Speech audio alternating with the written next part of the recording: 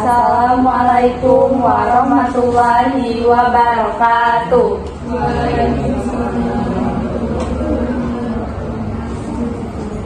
Selamat sore semuanya. Pada kesempatan ini, kelompok kami akan mempresentasikan materi tentang pragmatik bahasa Indonesia.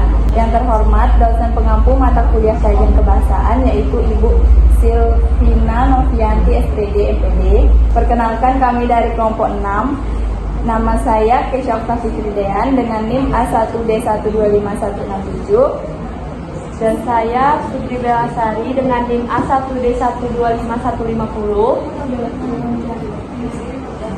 Baiklah, di sini kami akan mulai presentasinya.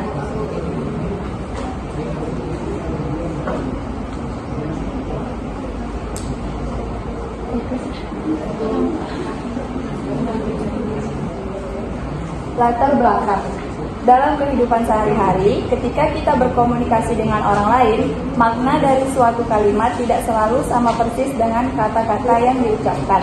Makna tersebut juga dipengaruhi oleh siapa yang berbicara, bagaimana situasinya, dan apa tujuan dari pembicaraan itu. Banyak tuturan yang mengandung makna tersirat, sehingga jika kita tidak memahami konteksnya, kita bisa salah menangkap maksud lawan bicara. Oleh karena itu, pragmatik hadir sebagai ilmu yang membantu kita memahami makna bahasa secara lebih dalam, agar komunikasi bisa berjalan dengan baik dan tidak terjadi kesalahpahaman. Adapun rumusan masalah yang akan kita bahas dalam presentasi ini ada 5, yaitu yang pertama, apa yang dimaksud dengan pragmatik dalam bahasa Indonesia. Yang kedua, apa saja ruang lingkup kajian pragmatik. Yang ketiga, bagaimana konsep tindak tutur dalam komunikasi. Yang keempat, bagaimana peran implikatur, prinsip kerjasama dan kesantunan dalam komunikasi. Dan yang kelima, apa fungsi deiksis dan peranggapan dalam memahami makna tuturan. Adapun tujuan dari presentasi kali ini yaitu yang pertama, menjelaskan pengertian pragmatik dalam bahasa Indonesia. Yang kedua, mengetahui ruang lingkup kajian pragmatik. Yang ketiga, memahami konsep tindak tutur dalam komunikasi. Yang keempat, menjelaskan peran implikatur, prinsip kerjasama dan kesantunan dalam komunikasi. Yang kelima, mengetahui fungsi deiksis dan peranggapan dalam memahami makna tuturan. Selanjutnya, pragmatik adalah cabang ilmu linguistik yang mempelajari makna bahasa berdasarkan konteks dan situasi. Artinya, untuk memahami makna sebuah kalimat, kita tidak cukup hanya melihat kata-katanya saja, tetapi juga harus memperhatikan maksud dari si penutur.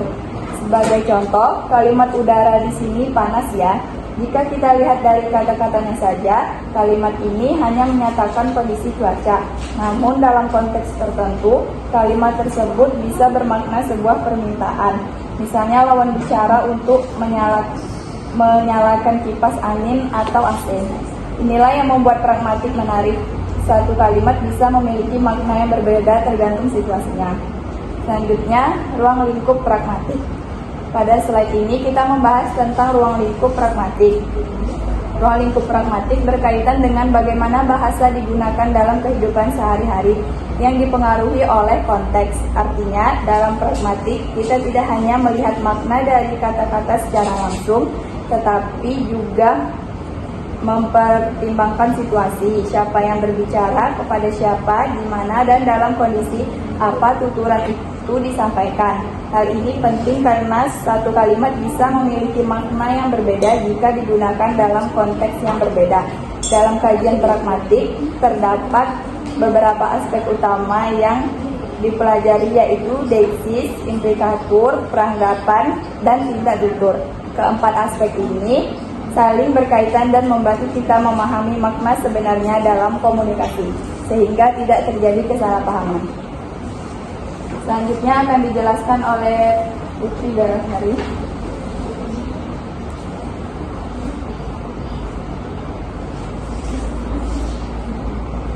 Baiklah, di sini saya akan menjelaskan tentang tindak tutur.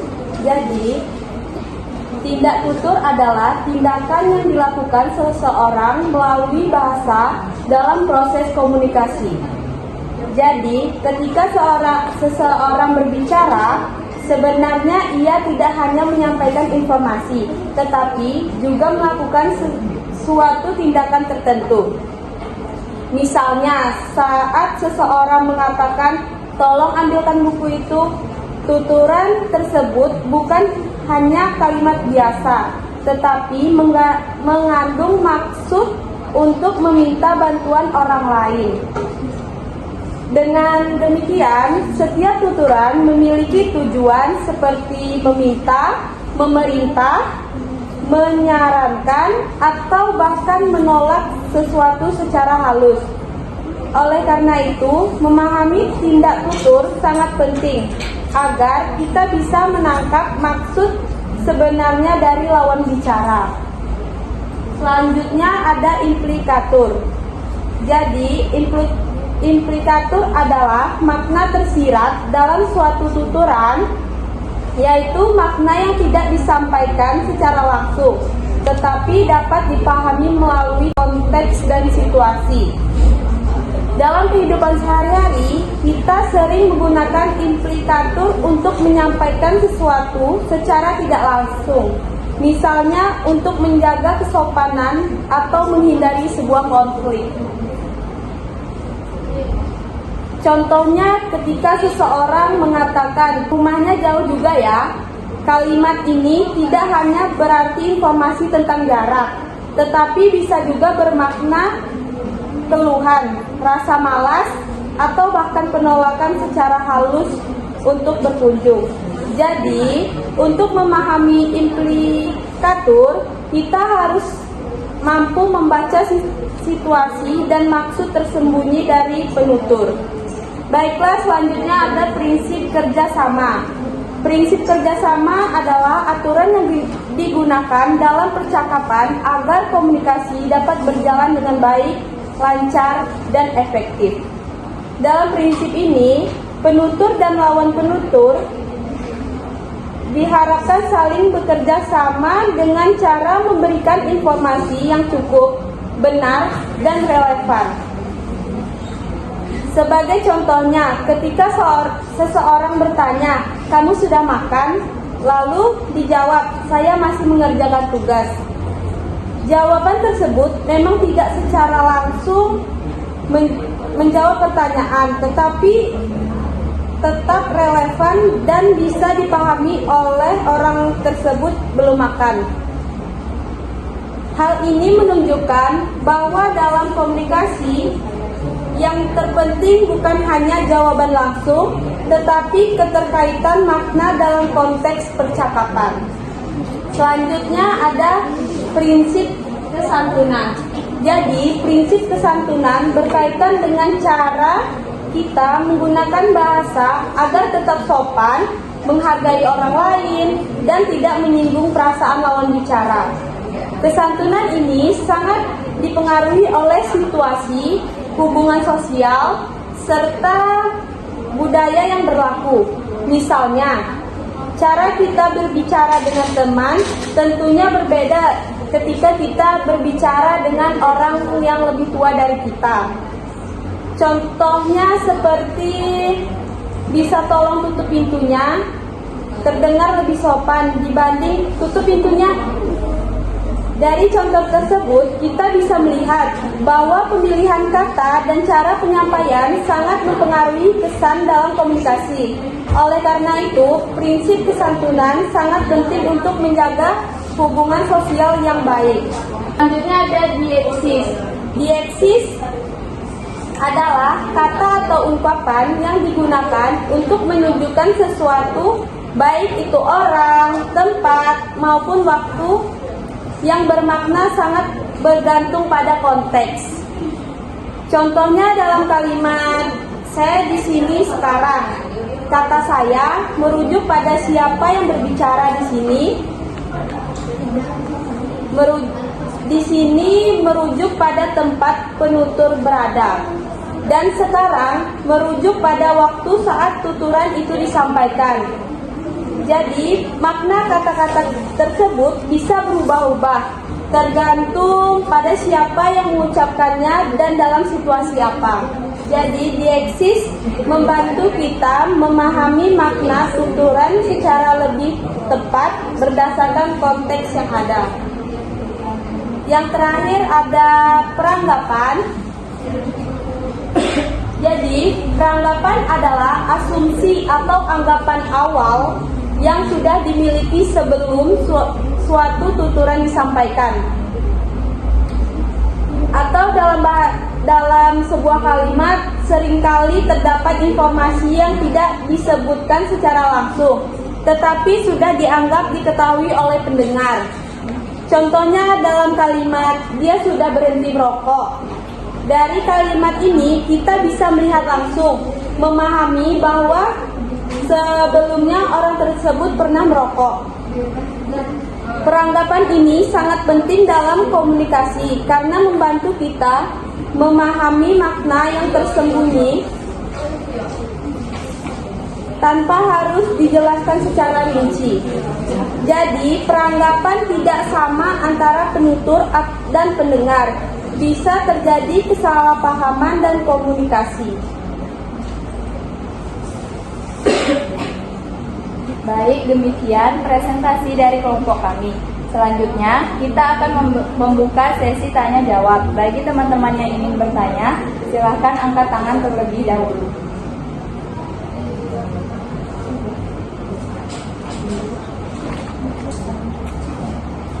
Baik, kepada Sari dipersilahkan.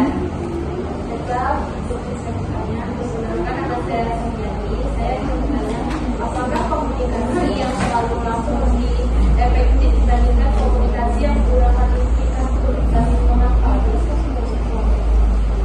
Boleh diulangi dengan pelan. Apakah komunikasi yang terlalu langsung selalu lebih efektif dibandingkan komunikasi yang menggunakan implikator dan mengapa? Jelaskan menurut kelompok ini.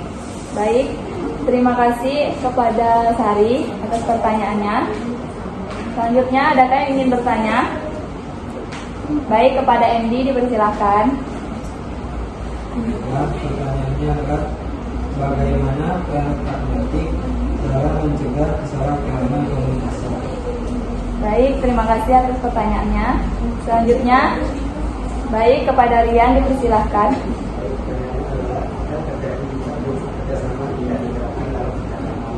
Boleh diulangi Rian, lebih pelan.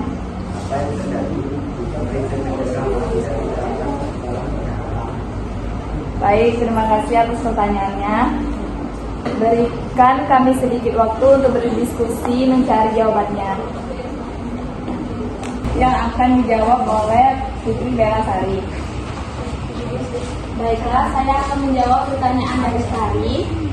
Yang pertanyaannya itu, apakah komunikasi yang terlalu langsung selalu lebih efektif dibanding komunikasi yang menggunakan implikator dan mengapa? Jelaskan menurut kelompok kalian. Jadi, menurut kelompok kami, komunikasi yang terlalu langsung tidak selalu lebih efektif dibanding komunikasi yang menggunakan implikator. Komunikasi langsung memang punya kelebihan seperti lebih jelas, tidak bertele-tele, dan mudah dipahami. Biasanya ini cocok digunakan dalam situasi formal atau ketika informasi harus cepat dan tepat, misalnya saat memberi instruksi. Namun, komunikasi yang menggunakan implikator atau makna tersirat juga penting, terutama dalam kehidupan sehari-hari. Dengan implikator, kita bisa menyampaikan maksud dengan lebih halus dan sopan, sehingga tidak menyinggung perasaan orang lain. Misalnya, daripada mengatakan kamu salah, orang bisa berkata mungkin bisa dicoba cara lain yang terdengar lebih nyaman. Jadi, efektivitas komunikasi tergantung pada situasi dan tujuan. Jika butuh kejelasan, komunikasi langsung lebih efektif. Tapi jika ingin menjaga hubungan dan perasaan, implikator justru lebih cepat, lebih tepat. Baiklah, itu jawaban dari kami. Bagi teman-teman yang ingin menambah atau menyangga, dipersilakan. Baik, kepada Eka, dipersilakan.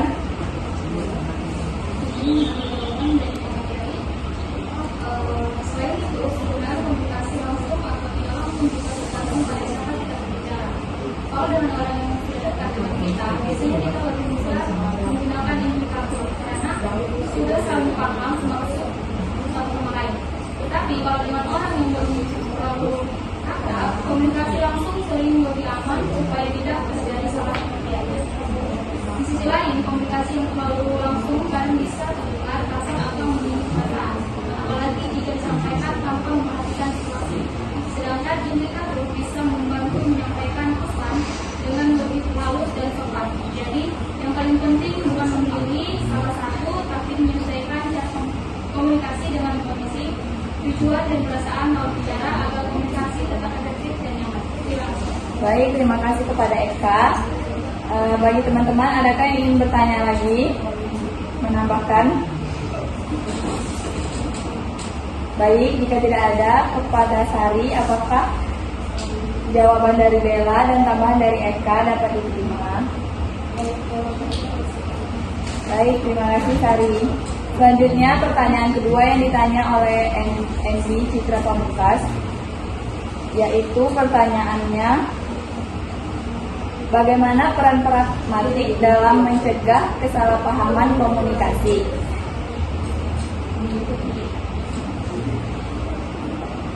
Nah, jawabannya yaitu pragmatik itu sebenarnya membantu kita memahami apa yang benar-benar dimaksud orang, bukan cuma apa yang diucapkan. Dalam kehidupan sehari-hari, orang jarang bicara secara langsung atau lengkap. Makna ucapan sering bergantung pada situasi.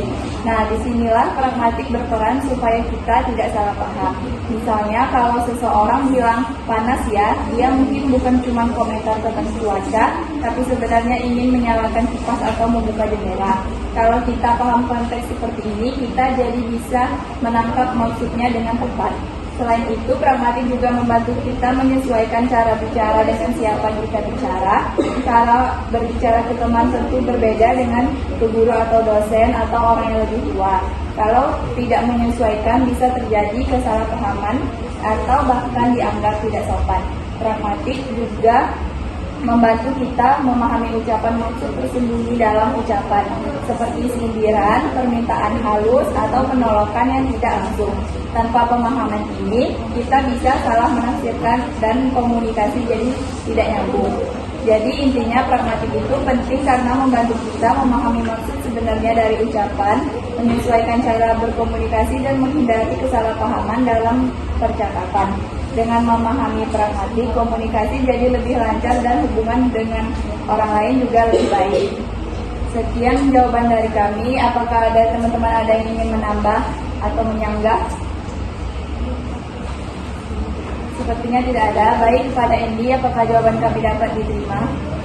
Baik, terima kasih. Selanjutnya akan dijawab oleh Bella. Baiklah, pertanyaan dari Rian Sapitra. Apa yang terjadi jika prinsip kerjasama tidak diterapkan dalam percakapan? Jadi, kalau prinsip kerjasama tidak diterapkan dalam percakapan, biasanya komunikasi jadi tidak efektif dan tidak bisa menimbulkan kesalahpahaman. Misalnya, orang bisa memberikan jawaban yang tidak sesuai dengan pertanyaan, terlalu berbelit-belit, kurang jelas, atau bahkan tidak jujur. Jadi akibatnya lawan bicara jadi bingung, pesan yang ingin disampaikan tidak tersampai dengan baik, dan percakapan bisa terasa tidak nyambung. Dalam situasi tertentu, hal ini juga bisa memicu konflik atau kesalahpahaman. Jadi intinya, tanpa prinsip kerjasama, percakapan kehilangan arah dan tujuan. Sehingga komunikasi jadi kurang lancar dan tidak efektif. Baik, itu jawaban dari kami. Apakah ada teman-teman ada yang ingin menambah atau menyanggah? Sepertinya tidak ada. Kepada Rian, apakah jawaban kami dapat diterima? Baik, terima kasih. Selanjutnya kami akan membacakan kesimpulan. Kesimpulannya, pragmatik adalah kajian bahasa yang menekankan pada makna berdasarkan konteks. Dalam pragmatik, pemahaman tidak hanya berasal dari kata-kata, tetapi juga dari maksud penutur, situasi, dan hubungan sosial. Unsur-unsur seperti tindak tutur, implikatur, prinsip kerjasama, kesantunan, deiksis, dan peranggapan sangat penting agar komunikasi berjalan efektif, tepat, dan tidak menimbulkan kesalahpahaman. Baik teman-teman, sepertinya waktu kita sudah cukup untuk sesi diskusi hari ini. Kami dari Propona mengucapkan terima kasih kepada teman-teman yang sudah aktif berpartisipasi. Kami mohon maaf apabila ada kekurangan dalam penyampaian materi. Saya Keisha selaku moderator menutup sesi ini. Wassalamualaikum warahmatullahi wabarakatuh.